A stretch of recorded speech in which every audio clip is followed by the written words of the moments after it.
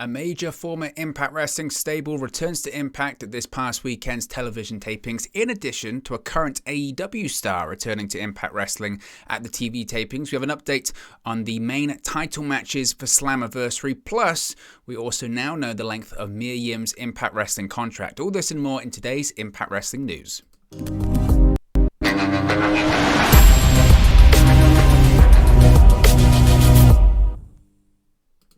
Hey guys, welcome back to Wrestling News 365. Hope everyone is doing very well. As always, there are plenty of news stories to get into in the world of Impact Wrestling. So let's start off talking about a return at the most recent set, or a couple of returns actually, at the most recent set of Impact Wrestling television tapings. Now, spoilers ahead. If you don't want to be spoiled, of course, now is the time to click off the video. We'll give you 5 seconds. 5, 4, 3, 2, 1. Let's talk about it. Let's talk about the return of the Aces and Eights. Yes, the Aces and Eights are back in Impact Wrestling. Now, this feels a little bit full circle for me because some of the first Impact Wrestling videos I ever did on this channel were talking about the possible potential return of Aces and Eights to Impact Wrestling. This was way back in sort of July 2020. It must have been, or before that, maybe sort of June 2020, when right before that big Slammiversary pay-per-view, and Impact Wrestling were doing all of these teasers at the time. They even ended an episode of Impact Wrestling where D'Lo Brown was sitting in a seat like this, and he sits up, and then his Aces and Eights cut was behind him, and there was all these rumors about Aces and Eights coming back, and obviously Doc Gallows and Carl Anderson were coming into Impact Wrestling at the time, so people thought, oh, is Doc Gallows going to bring Carl Anderson and in with him, and they're going to reform the Aces and Eights? We're going to see maybe Bully Ray return, and there was just so much speculation at the time. Now, fast forward 2 years later, and the Aces and Eights are back. Kind of. We'll talk about it. So members of the Aces and Eights appeared this weekend during Impact Wrestling's Citrus Brawl TV tapings in Kissimmee, Florida. Now, according to PW Insider, Wes Briscoe, Garrett Bischoff made their return to Impact in a match against the Honor No More members, Vincent and Kenny King. They were accompanied to the ring by D'Lo Brown, former vice president of the Aces and Eights. Now, back in January, of course, D'Lo Brown was attacked by Honor No More. That's how they wrote him off of television when it came to being the color commentator at ringside. Now, when it comes to the actual match result, Briscoe and Bischoff lost the match to Kenny King and Vincent. If you're not familiar, which, I mean, some people might not be, but Aces and Eights was a TNA stable. It lasted from 2012 to 2013. You know, it kind of divides opinion. There are a lot of people that really, really liked Aces and Eights. I was a big fan. I thought it was something that Impact Wrestling did well in terms of the story, in terms of revealing Bully Ray as the president. They spent like a year of television building it up, and after he was revealed as president, after attacking Jeff Hardy, could have done without the whole like becoming Hulk Hogan's son and Brooke Hogan and all that kind of stuff, but afterwards they did a really good piece of television.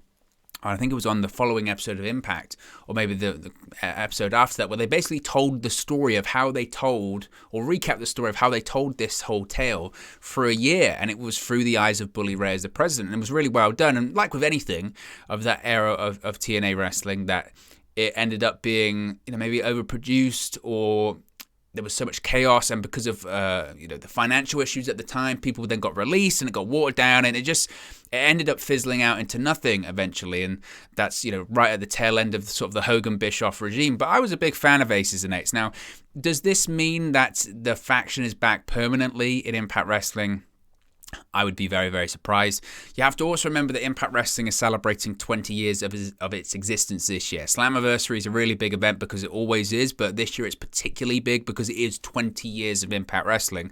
So I think we're going to see more of this on this road to Slammiversary. We're going to be seeing more acts, factions, wrestlers, knockouts of the past making cameo appearances in Impact Wrestling, and sort of celebrating the history, celebrating the past of Impact Wrestling. So I think that's all it is. I don't see this as the big return of Aces and Eights that maybe we thought could happen a couple of years ago, because let's face it, they've brought back Aces and Eights with some of the lesser members, well, the lesser members of the group. Wes Briscoe and Garrett Bischoff were members of the Aces and Eights from the beginning. It was very, especially Wes Briscoe, so obvious it was him under the mask at the time because he had the long hair. And the storyline was that Kurt Angle had taken them both under his wing and he was mentoring them, and eventually they turned on him and revealed themselves to be members of the Aces and Eights and all that kind of stuff. But yeah, it's not like a full-blown Aces and Eights reunion. It's not having, as I mentioned, Bully Ray. It's not having Mr. Anderson. It's not having Gallows and Anderson or anything like that. So It's not a full-fledged comeback of Aces and Eights, but look, it's a fun nod to the past and a real fun entrance theme as well, must be said. I was a big fan of the Aces and Eights entrance theme. But as I mentioned, it wasn't the only return at the television tapings this weekend, because Frankie Kazarian also returned to Impact Wrestling. Now, he did make some appearances, I believe, was it last year, earlier this year, whenever it was. But it was this time last year, I think, well, around July last year, I think it was. He teamed up with Eddie Edwards, that was it, and Sami Callihan for a 6-man tag team match. It aired in early August. This was during the time when the Impact and AEW crossover working relationship was still happening. I guess it is still kind of happening, considering that Frankie Kazarian is on the show. Also, Frankie Kazarian has been on AEW television recently. He was on Rampage on Friday as well, in that TNT Championship match against Scorpio Sky. And that's the part of the AEW and Impact Wrestling crossover that I think we could have seen more of. And I think it's going to be a real rare instance, because those people like Frankie Kazarian that had a big background in Impact, there are so many people on the Impact Wrestling, on the AEW roster rather, that have a background in Impact Wrestling, whether it is Frankie Kazarian or the litany of other people, like Daniels came back to Impact for a brief period of time last year as well. With those people, I felt that could have been such an asset, because it is such a struggle to get on television, to get on AEW television, whether it's Dynamite or Rampage, or sometimes it's just a struggle to get on Dark or Dark Elevation, that they could have used Impact, not as a developmental territory, but more of a place of, we just, for whatever reason, can't get you on TV. You're not factored into plans right now. Go to Impact, get yourself over, and then come back in 6 months' time. Do something and help that company out as well. I felt that could have been the best use of it. They didn't go in that direction, and we could have seen more Impact stars on AEW television. That didn't happen either. And it looks to me like that kind of thing that I hoped to see, rather, of AEW and Impact is probably going to be the case for Ring of Honor going forward as well. So Kazarian was there. I don't know if it will lead to a longer-term thing with him appearing in Impact. I kind of doubt it, but we'll just have to wait and see when it comes to that.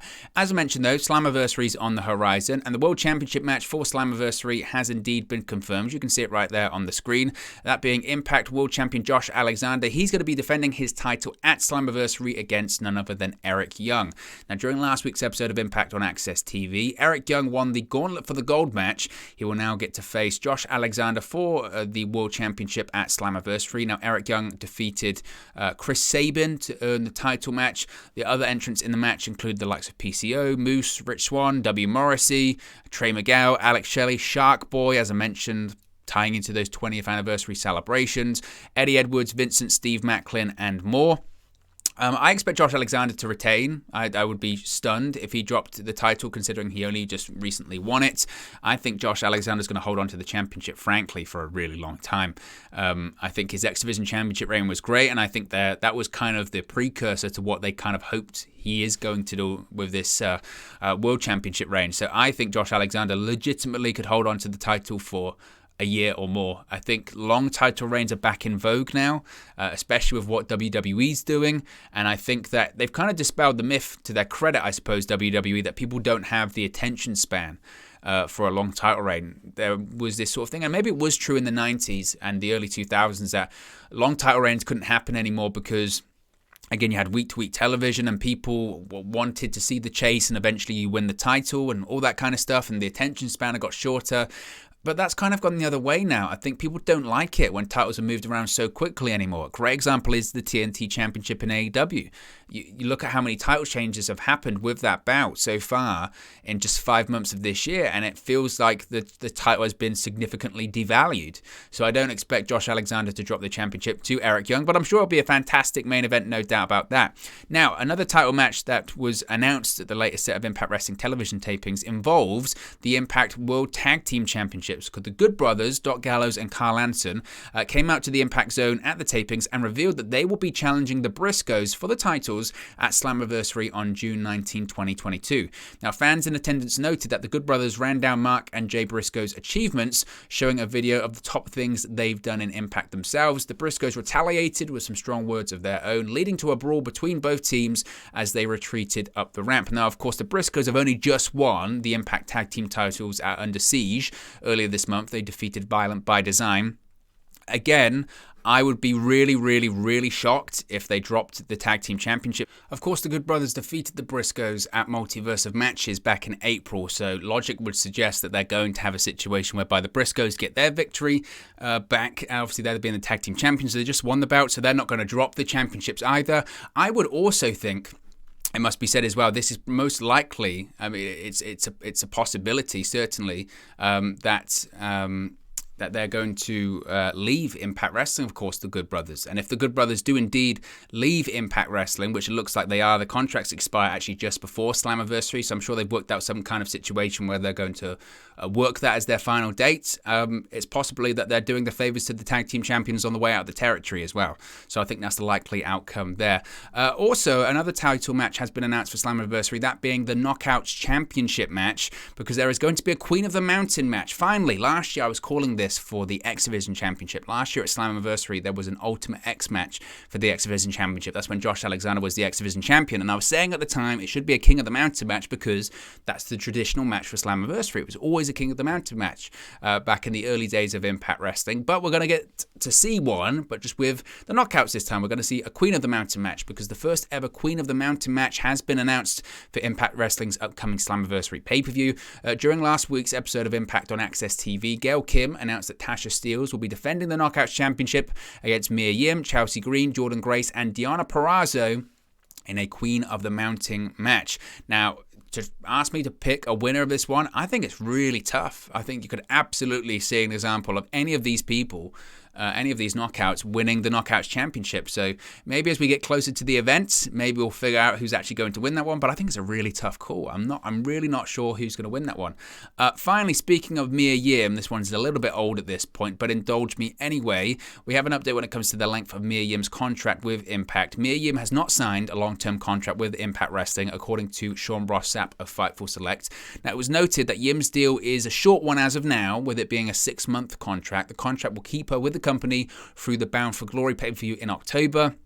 The report added that both sides aren't opposed to the idea of extending the contract in due course if they're both happy. At the time, of course, Yim returned to Impact at the recent Under Siege event where she saved Taya Valkyrie from a post-match beatdown at the hands of Deonna Purrazzo. She got in the face of the Virtuosa, teasing a future match between the two. Of course, Purrazzo had just lost the AAA Arena de Arenas Championship, or lost a rematch rather, for the title to Taya Valkyrie.